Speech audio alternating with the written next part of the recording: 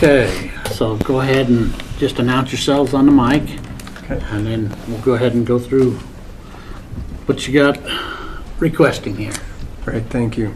My name is Matt Olson with the Director of Bannock County Juvenile Justice. Todd Mauger is here with me today. He's our Chief Juvenile Probation Officer. When we were asked to prepare our budgets this year, we were asked to provide some information about department strategies. And when you consider Bannock County Juvenile Justice and what our mission and purpose is, the number one way we achieve our outcomes that we're designed to achieve is through our employees.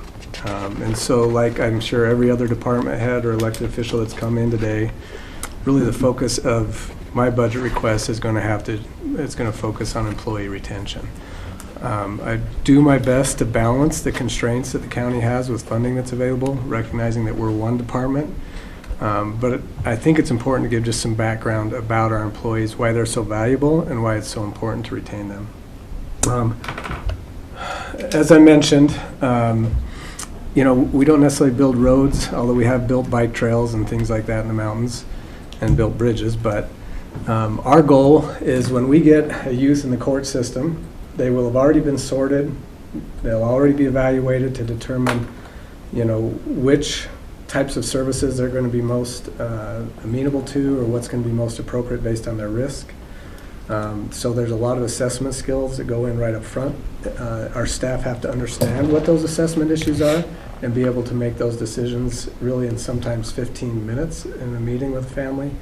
A lot of that comes from experience and the training that we put into our staff. With our probation officers, and it's the same with our diversion officers, when they get a youth that they have responsibility for, it isn't just that youth, it's their parents. Sometimes that's two households, sometimes that's grandparents. When a youth is placed on probation or diversion through our court system, there's jurisdiction over the parents in addition to the youth. So our staff have to understand family systems, they have to understand adolescent development, they have to understand child development as part of that assessment process. They have to understand the adult correctional system because we have parents that are in the adult system that we have jurisdiction with. They have to understand adult mental health, children's mental health. They have to understand the Child Protection Act and all the requirements that go into that. They have to understand all the resources that exist in our community and which kids are going to be most appropriate for which resources. And so when we lose an employee, we lose somebody that we've invested and that they've invested all of those trainings, that information, and that experience in. The risk to achieving outcomes increases significantly when we lose those employees. And so our goal is to retain them. In addition, and I'm not saying our employees, like I say, I'm not comparing them to other departments. Everybody feels their employees are critical, and I feel the same. Our employees are on call by statute 24 hours a day, 7 days a week, 365 days a year. Our probation officers get calls on their day off. They get calls on weekends. They get calls at night. Once somebody has our number, whether it's the school, or whether it's law enforcement or somebody else, it's going to get used. And so although we designate an on-call person, it's still frequent that our staff get called by people who know them in the school district or with law enforcement, just so they can get directly to the person that knows the youth on probation. So that's another, I think, important factor about the value of these employees that we have is that they take those calls. They don't say, well, and I know it's important to set a boundary, but the staff we have now could easily say, well, we have an on-call person, I'm not going to take this call. But the quality of staff that we have, they take the calls. And it's something that I'm very appreciative in terms of their commitment to this cause. So as I share with you what our requested budget is, a lot of that is balanced on what I've just shared with you in terms of the value of the employee that we have and what we stand to lose if we lose an employee. So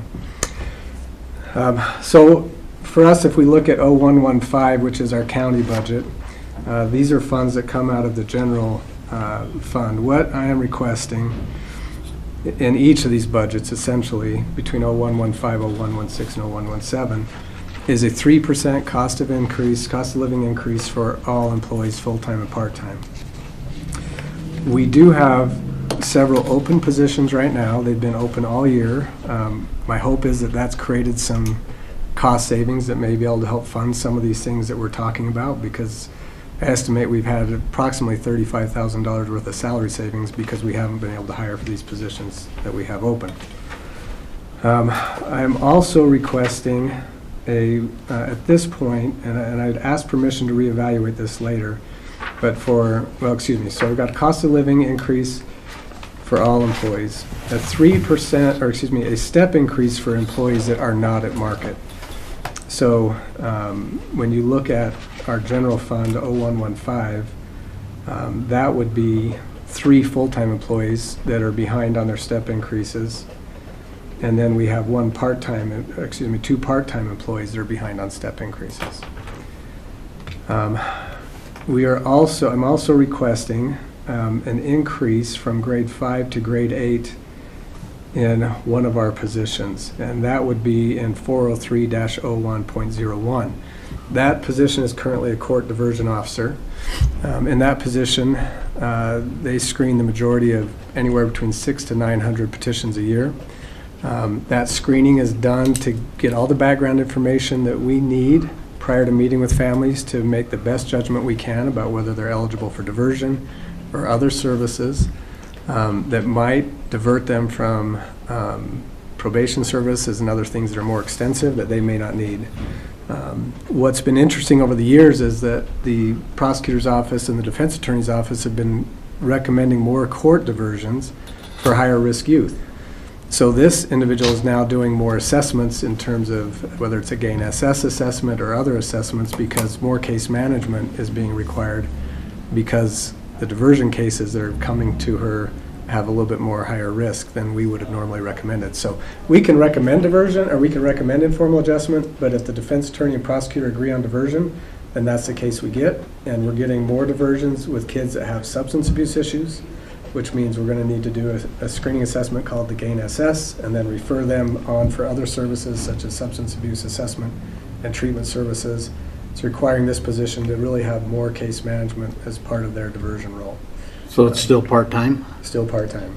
Yeah, it's part-time, and she supervises anywhere from 90 to 110 cases at any time. Now, they're diversion cases, but they are starting to have more and more case management. Well, that's as you talk about more money. I was also wondering why we're not talking about more time if she's getting more and more cases too. I think her cases are similar in terms of the number. There's more demand on our time, but this position, if we move it to grade 8, it's consistent with our other coordinator positions that do similar work. So for us, we really see it as an equity issue. She's 3 grades behind, or that position is 3 grades behind right now of where other coordinators are that do very similar things. But they're full-time. Not full-time. Oh, they're part-time. They're all Okay. part-time. So I just want to make sure we're apples to apples, full-time, part-time. Thank you. While we're right there, could you answer a question for me, maybe? Sure. Jason, but the part-time youth court coordinator, Yes. why is it less than it has been the prior 2 years? We had somebody that had been working in that position for a number of years. This is a new employee now. Oh, so it's just in that they're just on position. that little. So they're on a scale. different, Yeah. Okay. different step. All right, thank you. And that's going to be the case in a few of these areas where, we have new employees in some of these positions. So Okay. one thing, and I hope the commission sees this as creative, but one thing I'm requesting this year, well, I'll just go through this, I guess. The other thing is in 403-04, we do have an employee that'll be eligible for early retirement. If that employee were to leave, I checked with the auditor's office, there'd be a $35,000 payout. There's not a specific plan where we're certain that's going to happen, but for continuity of operations, if it were to happen, we don't want to go 6 months without somebody filling that position of that individual. So the other thing that I'm requesting this year is a retention stipend. We are competing, like other places, we're competing with other businesses and agencies. For us specifically, Department of Juvenile Corrections, Department of Health and Welfare are offering bonuses and retention stipends for employees that come to work for them. I would rather us retain those individuals that we have now that we know are trained, we know they're valuable employees, than try to compete against hiring new employees when we don't offer a hiring bonus or a retention stipend at the beginning of the hiring. So I would ask that if there isn't a step increase, or if the step increase is given for those employees who are at market, which between the 3 budgets we have 8, that we evaluate the ability to increase that stipend, retention stipend, for those employees that are at market and would not get a step increase. Again, those are our most experienced employees. I would also propose that we fund those retention stipends out of our trust account where we have a surplus right now. So the increased expense for the stipend would not come out of the general fund, it would come out of our trust account, is what I would propose. So with that, what's your thought on methodology of paying that stipend?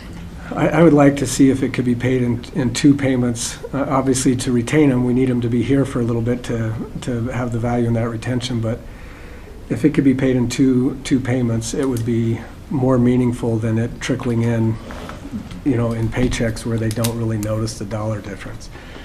So if one could be given at, 4 months or 6 months, and another one at 9 months to 12 months in 2 payments, they would get the first one for being here another 4 to 6 months, the second one for being here another 8 to 12 months. Something along those lines would be my recommendation. Do you think that if they were to get that COLA plus step increase, do you think the stipend would still be necessary? Probably. I do. That's my recommendation. Okay. The step increases, and I don't want to come across as ungrateful. Our staff, they will tell you they value the benefits and the things that the county has really protected over the years. I know that the county strives to pay a fair wage as possible. I'm just trying to find what's the best way to retain them at a time when the competition is different than we've really ever experienced. To me, the retention stipend says, okay, we value you, we want you to stay, and I think they're more likely to stay, that being the case. But we do have employees that, we have a pay plan that if we can fund it, we do. But we have employees that are way behind on that step scale. And so that's why I've asked for those step increases. I get worried that we're increasing the gap between those who are new and those who have been here a while in pay when it's just straight cost of living and no step increases. Does that make sense? Mm-hmm. So. And I'll just tell you that we are looking at all that, and you've probably talked with Ryan. He's probably come over and he's talking to every different department as HR, and we're trying to figure that out. But like I tell other people, right now we've had like $4 million worth of requests for an increase in our budget of $900,000.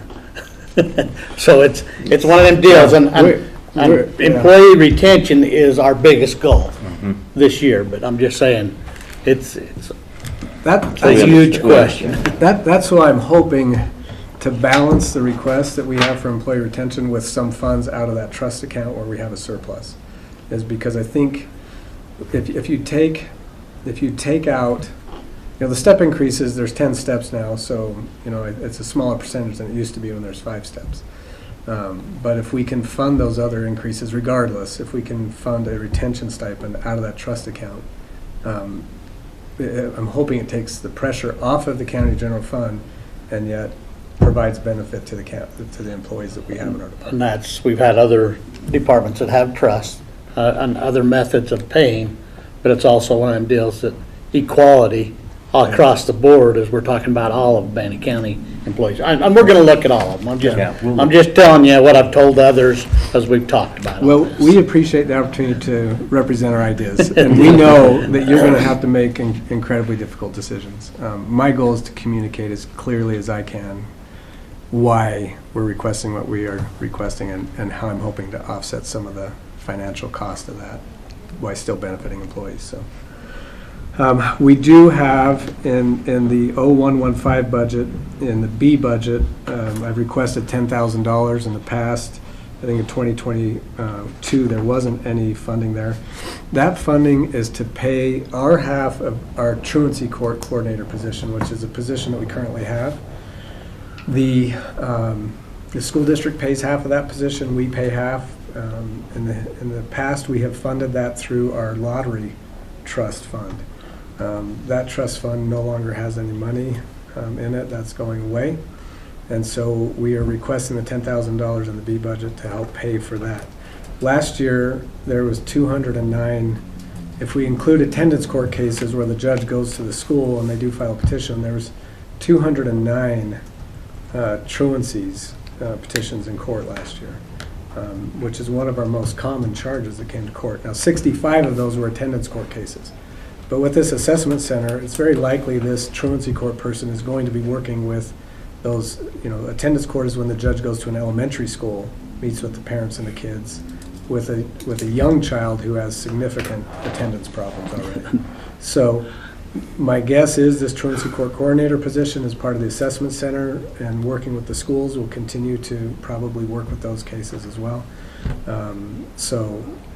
If you look at the population of the jail, we know that one of the common denominators is the lack of a high school diploma.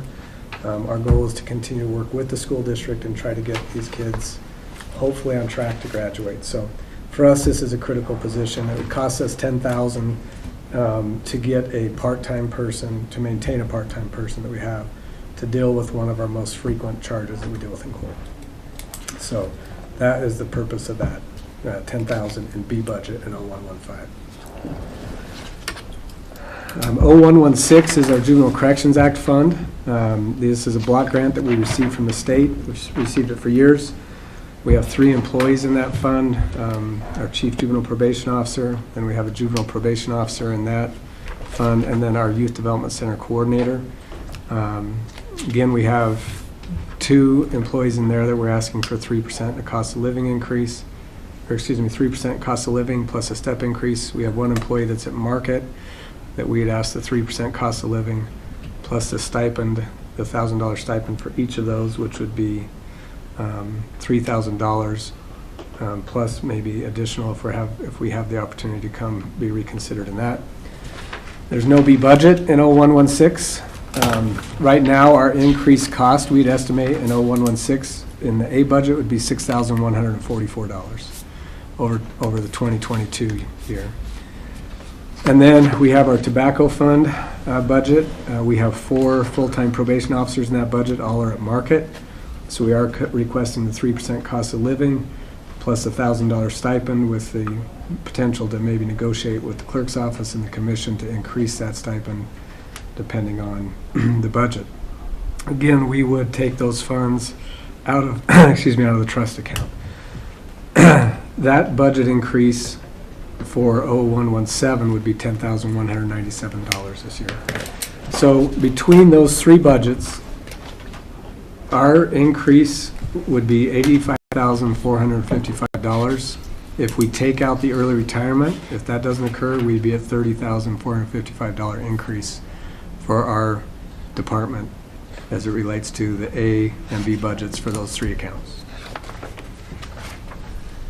Any questions on that? Nope. No, I don't. Yours is always clear as can be. I was going to say clear as mud, but it's not. It's clear as clear. It's pretty simple. Glad to hear that. Thank you. So just want to move next into our trust account. And, I think in terms of our trust account, there's some areas, this account, we receive funds from juvenile probation fees, juvenile diversion fees. We receive some reimbursements from the Department of Juvenile Corrections for sex offender counseling and those things that we pay for and get reimbursed. We sometimes receive travel reimbursement and those types of things that all go into this trust account. So the significant change this year, we've increased some areas. One is electronic monitoring. What we've noticed is that we've had a pretty significant increase in caseload this year, and that has meant an increase in electronic monitoring demands. So that's been increased a little bit. And the other significant decrease, actually, and I'll explain this, is probation services. And I can't read the number here. Professional services. Yeah, professional services. I got to switch glasses. 25,000. Yeah. is- So in the past, what this budget line item was for is when we had youth who are ordered to participate in sex offender treatment services or maybe some other mental health services in the community, we could request reimbursement funding through IDJC. But we would have to pay up front and then get reimbursed back, so we had to include that money in our budget. Now, we have a new provider, and we're asking that provider of treatment services to directly bill IDJC. That takes us out as the middleman. So there may be a few cases where we have to pay, where, for example, a youth maybe receives extra polygraphs that IDJC won't pay for, or if they go over in what's funded in terms of treatment services. But that was moved from $72,000 to $25,000. What we do expect to take out of this is the juvenile psychosexual evaluations that get ordered by the court. Right now, when the judge orders the juvenile has a psychosexual evaluation, we're the ones paying for it, and it comes out of this account. Those have increased in cost for us to about $1,200 per psychosexual assessment. And so the Department of Juvenile Corrections looked at, can we use that state CBAS fund to pay for juvenile psychosexuals, and they determined that they can't meet that request. So these will fall to the county, and unless somebody else is going to pay for it, it's going to keep coming to us. So, so that's why we still have $25,000 in that account. So that's just a quick summary of that, of the budget line items that are in the workshop trust account. Okay. Questions? I'm just looking at your Kevlar vest you got to replace. Oh, yes, Commissioner, thank you for bringing that up. Yes, so that is one that I needed to mention. We have employees, 9 probation officers whose Kevlar vests will expire in April of 2023. And so we're estimating about $1,000 per vest to replace those. There is a grant we can apply for, and the goal is to request at least, I think it pays maybe half. So the hope is to get some grant money to help offset that cost. But I needed it in there in the event that a grant won't fund it, because we can't have our staff going around in expired Kevlar vests. And we are seeing more and more gun activity. Our staff did a home visit 2 or 3 weeks ago now, and took a gun with 2 loaded clips, a lot of drugs, a lot of cash, a lot of fake cash. But we are seeing more and more gun activity, and our goal is to keep our staff safe. So. And just as a follow-up question to that, when it comes to uniforms, what other type of uniform items do you guys have for your staff when they go to these home visits and stuff? We have to have clothing that clearly announces that we're juvenile probation front and back. Okay. And so they have shirts, they have, in the winter, they have jackets and coats so that they can have that displayed front and back. Okay. And Puncture-proof gloves. yeah, puncture-proof gloves are expenses. And again, I think this is another thing about our employees. We tell them they have $100 a year to go towards those things. And a lot of the staff won't use that $100 a year if what they have is still okay and still working. So, you know, we usually don't expend the funds completely out of that account, even though they know we've budgeted for it. Okay. Okay, that was kind of my question. I didn't see any other costs in there, so that was just a question. Anything else? Anybody? I don't have anything else. Thank you. Easy peasy. All right, thank Thanks, you. guys.